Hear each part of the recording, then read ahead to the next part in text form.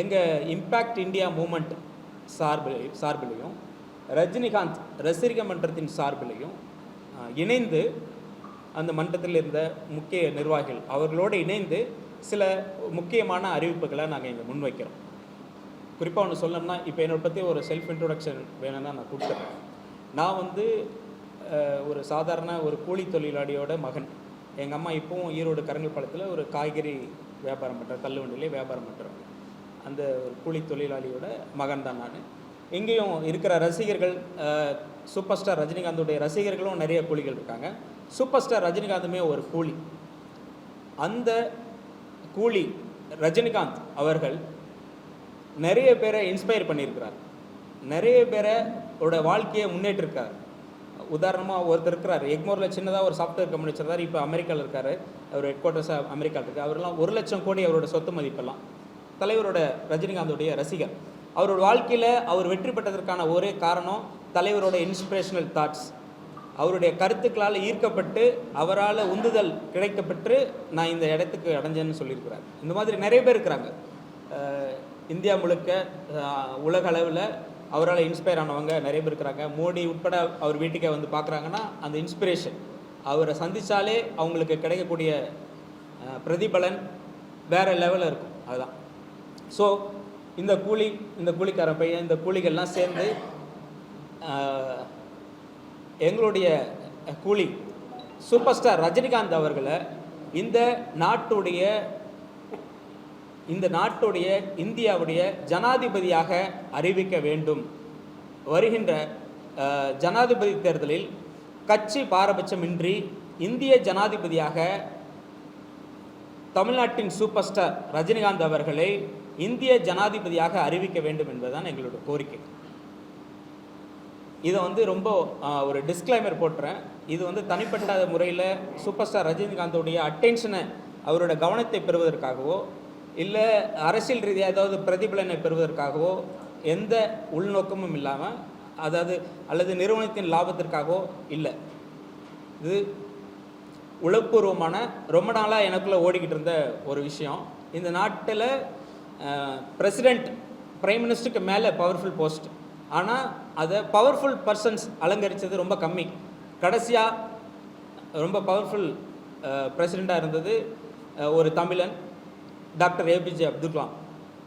அதுக்கப்புறம் தமிழ்நாட்டை இன்றும் ஆண்டு கொண்டிருக்கின்ற, மக்கள் மனதை ஆண்டு கொண்டிருக்கிற, ஏன் இந்திய அளவில் இருக்கிற அனைத்து நட்சத்திரங்களுக்கும் சூப்பர் ஸ்டாராக இருக்கக்கூடிய இந்திய மக்களை ஆண்டு கொண்டிருக்கிற சூப்பர் ஸ்டார் ரஜினிகாந்த் இந்த இந்திய தேசத்தின் தலைவராக, இந்திய ஜனாதிபதியாக வர வேண்டும்னா எங்களுடைய முதல் கோரிக்கை. இம்பேக்ட் இந்தியா மூமெண்ட் மற்றும் ரஜினிகாந்த் ரசிகர்கள் மற்றும் மக்கள் சேர்ந்து ஒரு இயக்கம், மக்கள் இயக்கமாக ஒரு விஷயத்தை அறிவிக்கிறோம். இந்திய ஜனாதிபதி சூப்பர் ஸ்டார் ரஜினிகாந்த் மக்கள் இயக்கம். இந்த இயக்கம் சூப்பர் ஸ்டார் ரஜினிகாந்த் அவர்கள் இந்த இந்திய ஜனாதிபதியோடைய பதவிங்கிறத நாங்கள் முன்மொழியறதை அவர் ஏற்றுக்கொள்ளணும் அப்படிங்கிற கோரிக்கை இந்த பத்திரிகை பொதுவெளியில் அவருக்கு முன் வச்சிடுறோம். அண்டு மற்ற விவரங்களை நான் அந்த 7 கோரிக்கைகளையும் நான் விரிவாக வாசிச்சிடுறேன். இந்திய ஜனாதிபதி வேட்பாளராக ரஜினிகாந்த். இம்பேக்ட் இந்தியா மூமெண்ட் இந்திய ஜனாதிபதி வேட்பாளராக சூப்பர் ஸ்டார் ரஜினிகாந்தை முன்மொழிகிறது. இந்த வரலாற்று சிறப்பு மிக்க கோரிக்கைக்கு மத்திய அரசு, பாஜக, காங்கிரஸ், திமுக மற்றும் தேசிய ஜனநாயக கூட்டணி மற்றும் இந்தியா கூட்டணிகள் உட்பட அனைத்து தேசிய மற்றும் பிராந்திய அரசியல் கட்சிகளும் ஆதரவு அளிக்குமாறு தாழ்மையுடன் கேட்டுக்கொள்கிறோம். இந்திய பிரதமர் திரு நரேந்திர மோடி மற்றும் இந்திய நாடாளுமன்ற எதிர்க்கட்சித் தலைவர் ராகுல் காந்தி ஆகியோர் எமது இந்த கோரிக்கையை பரிசீலித்து அதை முன்னெடுத்து செல்லுமாறு பணிவுடன் கேட்டுக்கொள்கிறோம். இந்தியா முழுவதும் உள்ள கோடிக்கணக்கான ரசிகர்களின் இந்த இதயபூர்வமான வேண்டுகோளை சூப்பர் ஸ்டார் ரஜினிகாந்த் ஏற்கும்படி பேரன்புடன் கேட்டுக்கொள்கிறோம். 2வது கோரிக்கை, தலைவர் 50 இந்திய சினிமாவில் ரஜினிகாந்தின் 50 ஆண்டுகால பாரம்பரிய கொண்டாட்டம். சூப்பர் ஸ்டார் ரஜினிகாந்த் இந்திய திரையுலகில் 50 ஆண்டுகளை நிறைவு செய்கிறார். இந்த வரலாற்று மைல்கல்லை கௌரவிக்கும் வகையில் தேசிய அளவில் கொண்டாட்டத்தை ஏற்பாடு செய்யுமாறு மத்திய அரசை கேட்டுக்கொள்கிறோம். நிகழ்வு நடக்க விரும்பும் முறை, பிரதமர் நரேந்திர மோடி தலைமையில் இந்த 50வது ஆண்டு விழா, ரஜினிகாந்துடைய 50வது ஆண்டு விழா பிரதமர் நரேந்திர மோடி தலைமையில் நடத்தணும். இந்த நிகழ்ச்சியை மத்திய அரசாங்கம் தான் நடத்த வேண்டும்.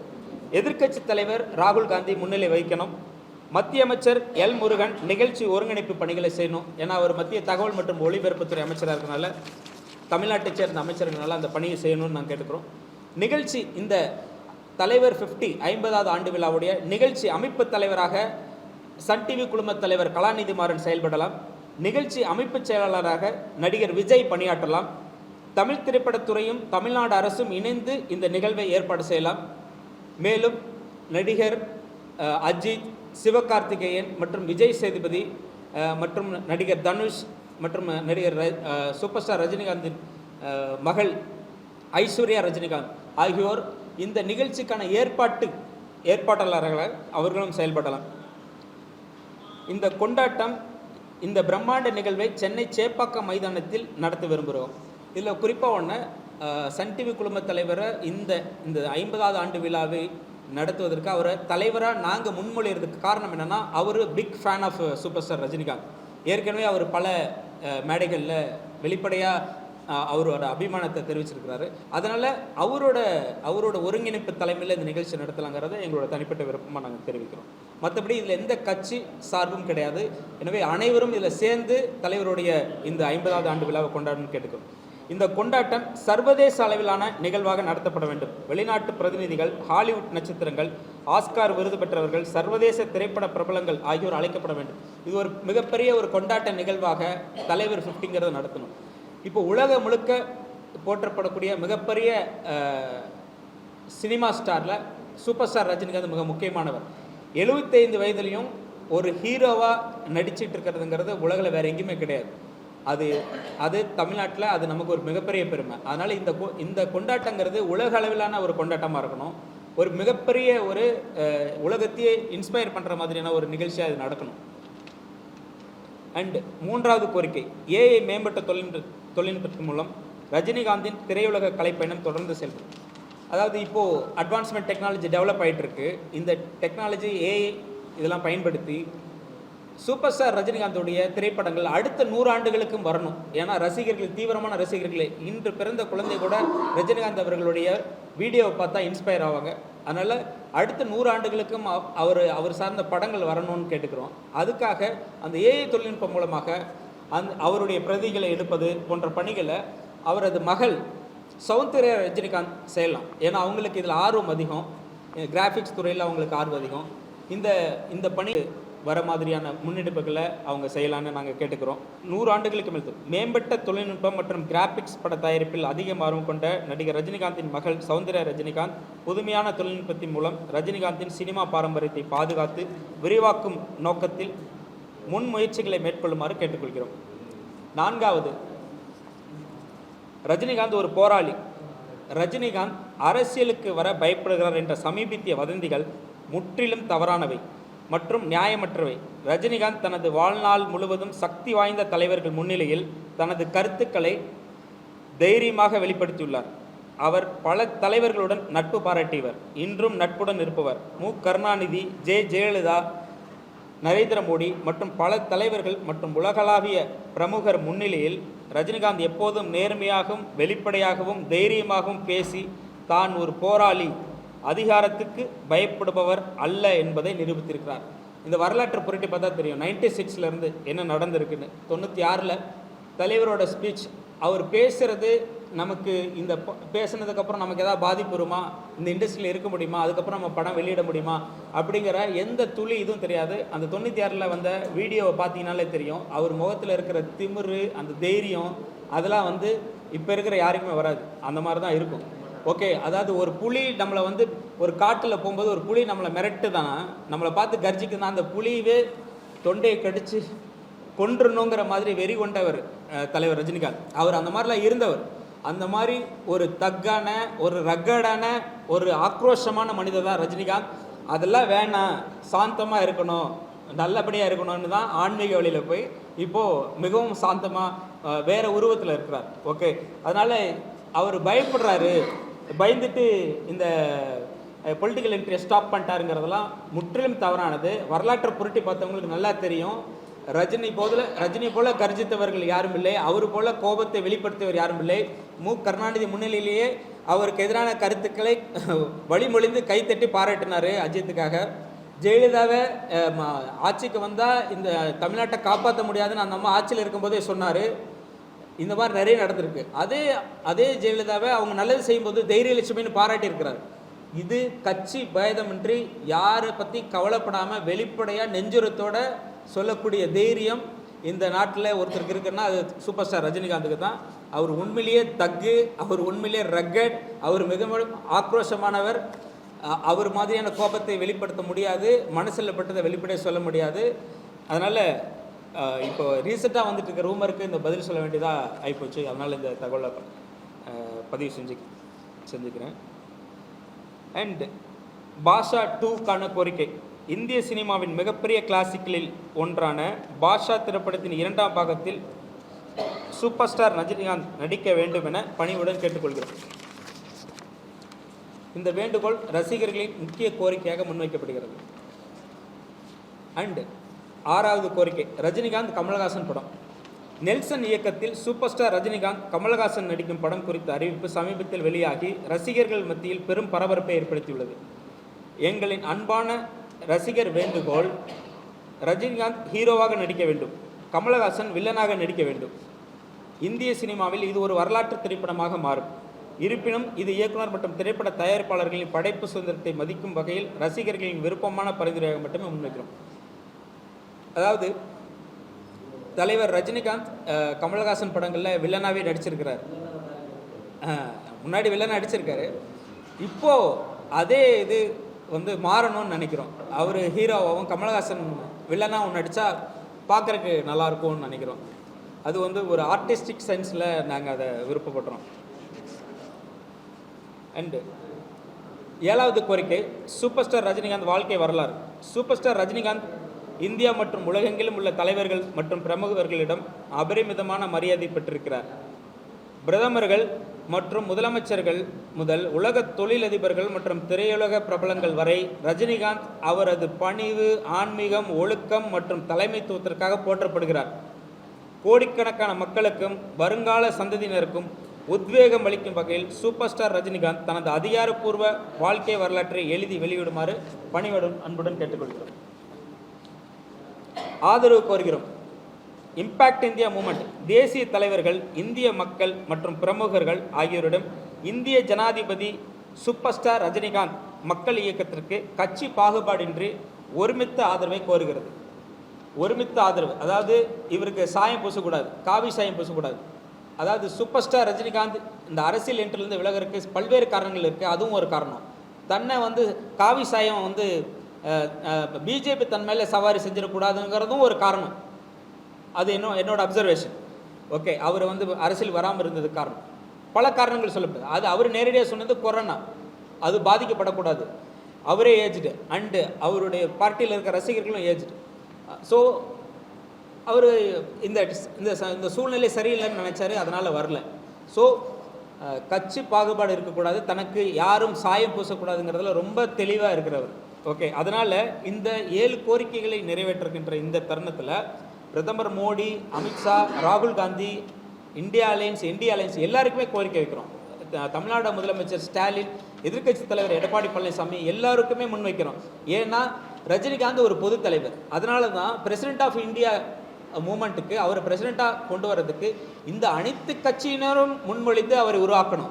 பாஜக கொண்டு வந்ததுன்னு வரக்கூடாது, இல்லை காங்கிரஸ் கொண்டு வந்ததுன்னு இருக்கக்கூடாது. ஒட்டுமொத்தமாக ஒருமித்த கருத்தோடு India alliance, Congress, Mamata Banerjee, west Bengal and Bihar Nitish Kumar, இப்படி பல்வேறு தரப்பட்ட ஆந்திராவில் சந்திரபாபு நாயுடு, இப்படி இந்தியா முழுக்க இருக்கிற எல்லா மாநில முதலமைச்சர்களுடைய சப்போர்ட்டோட ஒரு மக்களின் தலைவராக, மக்களின் ஜனாதிபதியாக தலைவர் ரஜினிகாந்தை முன்மொழிய வேண்டுங்கிறது எங்களோட முக்கியமான கோரிக்கை. இதற்கு இவங்க எல்லாருமே ஆதரவு தெரிவிக்கணும்.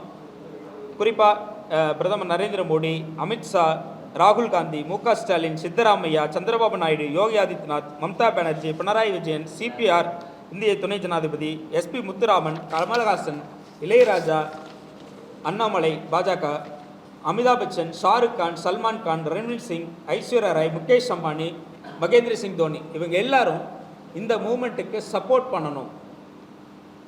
இந்திய ஜனாதிபதியாக இவர் கொண்டு வருவதற்கு இவங்க எல்லாரும் சப்போர்ட் பண்ணுங்கிறது எங்களோட கோரிக்கை.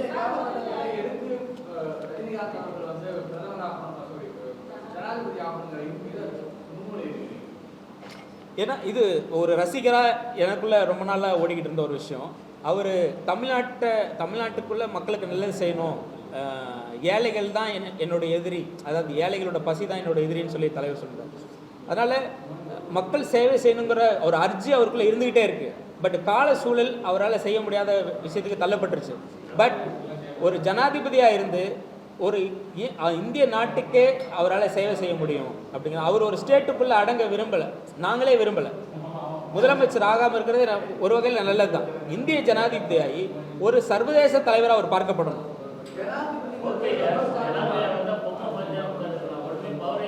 புரியல? அதுக்கு தான் நான் குறிப்பிடுறேன். குடியரசுத் தலைவராக தேர்ந்தெடுக்கப்பட்டால் டாக்டர் ஏபிஜே அப்துல் கலாமின் மரியாதைக்குரிய தலைமையைப் போலவே ரஜினிகாந்த் இந்தியாவின் வலிமையான மற்றும் உத்வேகம் தரும் ஜனாதிபதியாக மாற முடியும். அவரது நாணம், ஆன்மீகம் மற்றும் தலைமைத்துவம் ஆகியவை தேசத்தை ஊக்குவிப்பதோடு இந்தியாவை அதிக நேர்மறை மற்றும் செழிப்புக்கு வழிநடத்தும். உண்மையிலேயே பவர்ஃபுல்லாக அந்த போஸ்ட் மாறிடுங்க. டெஃபினட்டாக அந்த பவர்ஃபுல் பர்சன் அந்த இடத்துக்கு வந்தால் அந்த போஸ்ட் கண்டிப்பாக பவர்ஃபுல்லாக மாறிடும். ஏபிஜே அப்துல் கலாம் வந்ததுக்கப்புறம் தான் ஜனாதிபதிக்கு இவ்வளோ பவராக இவ்வளோ விஷயம் செய்ய முடியுமா அது ஓகேவா. அவரோட ஃபேஸை பார்த்தோம்னா அவர் தான் உண்மையிலே ஜனாதிபதி. அதுக்கப்புறம் வந்தாங்க, அவங்கள யாரும் மனப்பூர்வமாக என்னால் ஜனாதிபதியாக பார்க்க முடியல, மற்றவங்க எப்படி பார்க்குறாங்கன்னு தெரியல. அதனால தான் தலைவர் ரஜினிகாந்த் இந்த தேசத்துடைய ஜனாதிபதியாக வரணும்னு நினைக்கிறேன். அந்த போஸ்ட் டம்மியாகவே இருக்கக்கூடாது, அது உண்மையிலேயே உன்னதமான ஒரு பதவியாக மாறணுங்கிறதுக்காக தான் தலைவரை நாங்கள் அதுக்கு பரிந்துரைக்கிறோம்.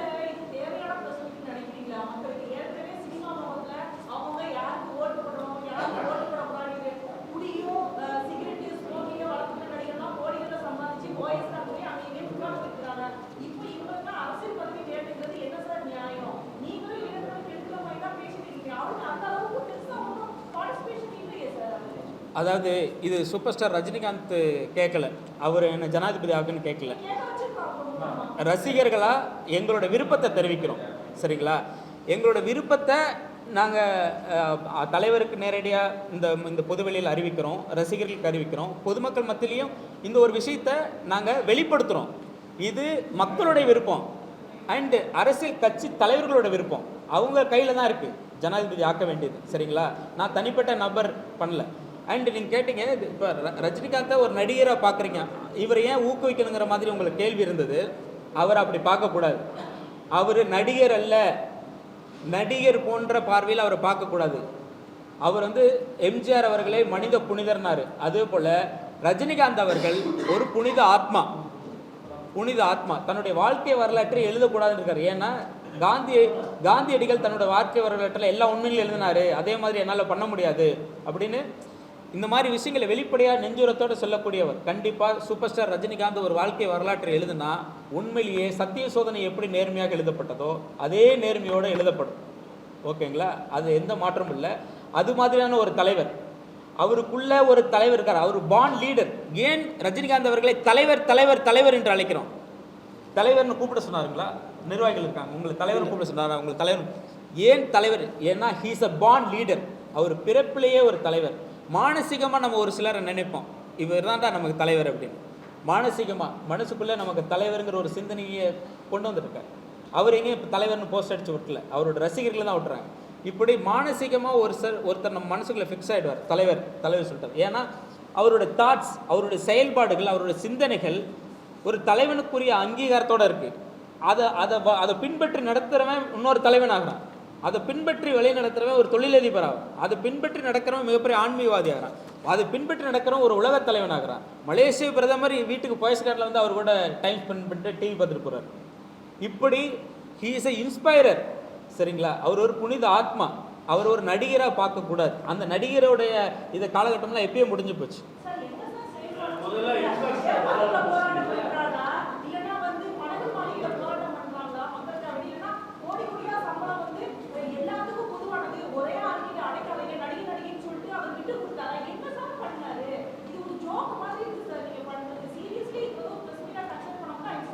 ஓகே, அதாவது எல்லாருக்கும் ஒரு கேள்வி இருக்குது. ரஜினிகாந்த் மக்களுக்கு ஏழைகளுக்கு ஏதாவது செஞ்சாரா, ஏதாவது பொங்கலுக்கு பரிசு கொடுத்தாரா, இவங்களுக்கு வந்து ஏதாவது சேப்பாக்கம் பகுதியில் வந்து இல்லை ஏதாவது குடிசை பகுதிகளில் போய் ஏதாவது பண்ணாரா. எல்லாருக்கும் ஒரு சில குணநலன் இருக்குது. சில பேர் நேரடியாக சில விஷயங்களை செய்வார்கள். ஓகே, சில பேர் நேரடியாக சில உதவிகளை செய்வாங்க, சில பேர் விளம்பரத்துக்காக செய்வாங்க, சில பேர் அரசியலுக்காக செய்வாங்க, சில பேருக்கு அது செய்ய பிடிக்காது. உதாரணத்துக்கு எனக்கும் சில பேர் நேரடியாக ஒருத்தருக்கு போயிட்டு எல்லாரும் முன்னாடியும் நான் இதை பண்ணேன்னு சொல்கிறது எனக்கு பண்ணுறது பிடிக்காது. அப்படியான ஒரு குணநலன் உள்ளவர். ஆனால் அவர் நேரடியாக செய்யாவிட்டாலும், நீங்கள் அந்த மாதிரி உங்களுக்கு தெரியாவிட்டாலும், அவரால் வாழ்ந்தவர்கள் பல கோடி, நிறைய லட்சக்கணக்கான பேர் இருக்கிறாங்க. நேரடியாக உங்களுக்கு தெரியாது, உங்கள் கண்ணு முன்னாடி கூப்பிட்டு செய்ய மாட்டார். He inspires. அவர் இந்த இந்த இந்த ஸ்டேட்டை, இந்த மாநிலத்தை இன்ஸ்பயர் பண்ணியிருக்கிறார். He inspires this nation. Ranveer Singh காலில் விழுகிறார். ஓகே, யோகி ஆதித்யநாத் காத்துக்கிட்டு இருக்கிறாரு. அவர் இன்ஸ்பயர் பண்ண, அதாவது அவரோட தாட்ஸு, அவருடைய எண்ணங்களை நீங்கள் கேட்டாலே நீங்கள் கோடீஸ்வரர் ஆகலாம். நீங்கள் போய் அவருக்கு கொடுக்குற ஒரு 10 ரூபா டப்பா இல்லை ஏதாவது பரிசு பொருளை வாங்கி முன்னேறணும்னு அவசியம் கிடையாது. அவருடைய சிந்தனைகள், எண்ணங்கள், அவருடைய வார்த்தைகளை அதுபடி நடந்தாலே மிகப்பெரிய கோடீஸ்வரர்களாக இருக்காங்க. அதுக்கு உதாரணம் தான் நான் சொன்னேன். அமெரிக்காவில் ஒருத்தர், கலிஃபோர்னியாவில் ஒரு சாஃப்ட்வேர் கம்பெனியுடைய முதலாளி, பெரும் முதலாளி, பல லட்சம் கோடிக்கு அதிபதி. அவர் அந்தளவுக்கு ஆனதுக்கு காரணம் ரஜினிகாந்த் அவர்களுடைய வார்த்தைகள் தான், அவருடைய இன்ஸ்பிரேஷன் தான் சொல்லியிருக்கிறது. இப்படி பல கோடீஸ்வரர்களை உருவாக்குனவரை தான் சூப்பர் ஸ்டார் ரஜினிகாந்த். ஓகேங்களா. சாதாரண இருந்தவர்களை உழைப்பாளியாக்கி, உழைப்பாளிகளை தொழிலாளி ஆக்கினவர் தான், தொழிலாளிகளை முதலாளிகள் ஆக்கினவர் தான் சூப்பர் ஸ்டார் ரஜினிகாந்த். இது மறைமுகமாக அவர் இந்த மாநிலத்தில் மிகப்பெரிய மாற்றத்தையும் ஊக்குவிப்பையும் ஏற்படுத்தியிருக்காரு. உங்களுக்கு நேரடியே தெரியாது. இது மறைமுகமான ஒரு முன்னேற்றத்தை அவர் கொடுத்துருக்காரு இந்த ஸ்டேட்டுக்கு.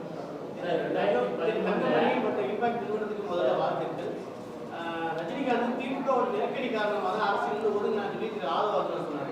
அவர் கட்சியிலிருந்து நடிகர் விஜய் நீக்கணும்னு சொல்லிட்டு இன்னொரு கோரிக்கை வந்திருக்கு. அது உங்களுக்கு நீங்க வந்து அதை வரதேன்னு சொல்றீங்க. ஆமாம் ஆமாம், அதாவது சூப்பர் ஸ்டார் ரஜினிகாந்த் எதுக்கும் பயப்பட மாட்டாருங்கிறது அந்த வரலாற்றை புரட்டி பார்த்தீங்கன்னா தெரியும். மு கருணாநிதி முன்னாடியே பிளாக் பஸ்டர் ஸ்பீச்சு கொடுப்பாரு, அவர் முன்னாடியே அஜித்தை பாராட்டினாரு, அந்த விஷயம்லாம் தெரியும் உங்களுக்கு. ஓகே, அண்டு ஜெயலலிதா சீஃப் மினிஸ்டராக இருக்கும்போதே அவர் பேசியிருக்கிறாரு. அண்ட் இந்த சிவாஜியுடைய ஃபங்க்ஷனில் பேசியிருக்கிறாரு. ரொம்ப ஓப்பனாக, நேர்மறையாக, யாருக்கும் பயப்படாமல், டேரிங்காக தன்னோட ஒப்பீனியன் சொன்ன ஸ்டார் நடிகர்னா தமிழ்நாட்டில் ரஜினிகாந்த் மட்டும்தான், வேறு யாருமே கிடையாது. ஓகே, அந்த நெஞ்சூரம் தைரியம் இங்கே யாருக்குமே கிடையாது. அவருக்கு மட்டும்தான் இருந்திருக்கு, இப்போவும் அவருக்கு தான் இருக்குது. சரியா. இது நான் எதை ஏன் சொல்கிறேன்னா, திமுக தலைவர் முன்னிலையிலே அவங்க கட்சிக்கு எதிரான கருத்துக்களுக்கு ஆதரவு தெரிவித்து கை தட்டினவர். அண்டு ஏன் இப்போ இருக்கிற தமிழ்நாட்டு முதலமைச்சர் மு.க. ஸ்டாலினுக்குமே சூப்பர் ஸ்டார் ஒரு இன்ஸ்பைரிங். ஓகேவா. சூப்பர் ஸ்டாருடைய சில எண்ணங்களையும் அவரோட நடவடிக்கைகளையும் அவர் இன்ஸ்பிரேஷனாக எடுத்துகிட்டு சில விஷயங்களை செய்கிறார். ஓகேவா. அந்த மாதிரி தான் போயிட்டுருக்கு. அதனால் திமுகக்கு பயந்துட்டு தலைவர் பின் வாங்கினார்லாம் யாருமே யாரும் சொன்னால் சிரிச்சிருவாங்க வெளியே. ஓகே, அதெல்லாம் அவர் வேற லெவலில் இருக்காரு.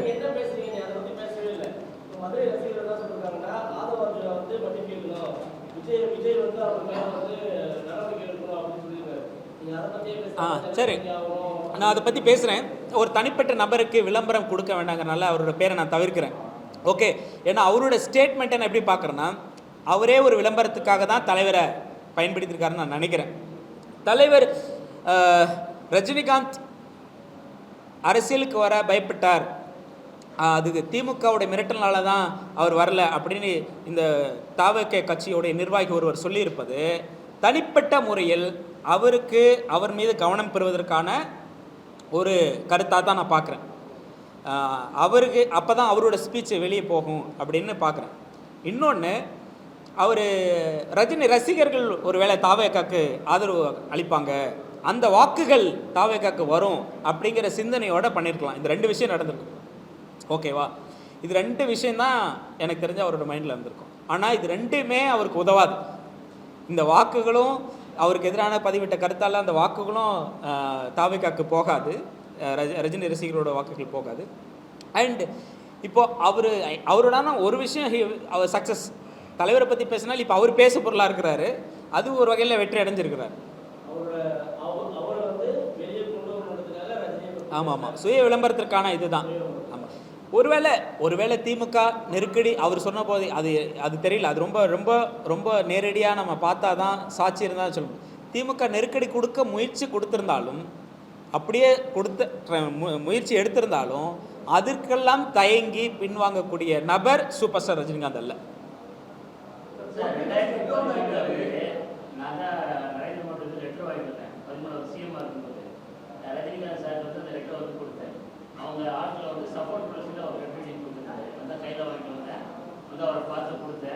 அப்போ நான் ரசிகர்கள்லாம் உள்ள விட மாட்டேன், அவங்க இஷ்டப்படி ஓட்டு போட்டுருது அப்படின்னு.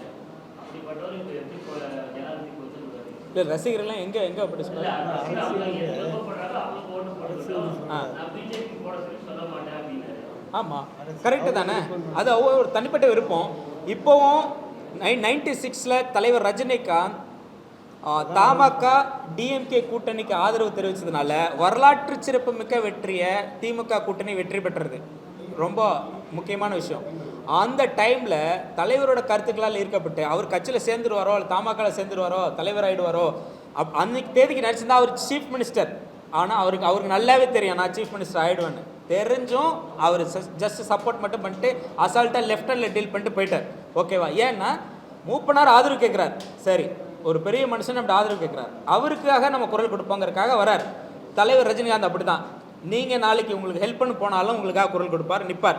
அதுவும் மானசீகமாக ஒரு மனசுக்கு சரின்னு பட்டா. அப்படி மனசுக்கு சரின்னு பட்டதுனால அப்படியான ஒரு கருத்தை பதிவு செய்தார். அதையும் டேரிங்காக செஞ்சார். ஓப்பனாக சப்போர்ட் பண்ணுறேன்னா மறைமுகமாக இல்லை, நேரடியாக சப்போர்ட் பண்ணார். அந்த சப்போர்ட் மூலமாக திமுக தமாக கூட்டணி அபரிவிதமான 220க்கு மேற்பட்ட சீட்டுகளை பெற்று வரலாற்று வெற்றியை பெற்றது. ஓகேங்களா? அதனால அந்த டைமில் தலைவர் ரஜினிகாந்தோட ரசிகர்கள் திமுகவில் நிறைய பேர் ஜாயின் பண்ணாங்க, சேர்ந்துருக்கிறாங்க. இன்றைக்கி அந்த மாதிரி சேர்ந்து அந்த கட்சியில் இப்பவும் அமைச்சர்களாக இருக்கிறவங்களும் ஒரு சிலர் இருக்கிறாங்க, முக்கிய நிர்வாகிகளாகவும் இருக்கிறாங்க. ஓகேவா? கிட்டத்தட்ட திமுகவில் இப்போது கணிசமான பேர் ரஜினி ரசிகர்களும் இருக்கிறாங்க.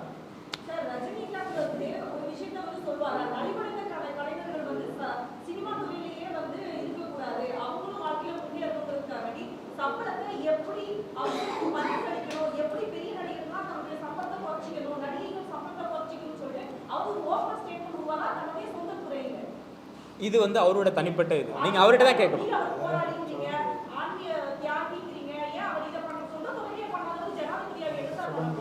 இது நான் கருத்து சொல்ல முடியாது. இது நீங்க தனிப்பட்ட சூப்பர் ஸ்டார் ரஜினிகாந்தோட இல்லை.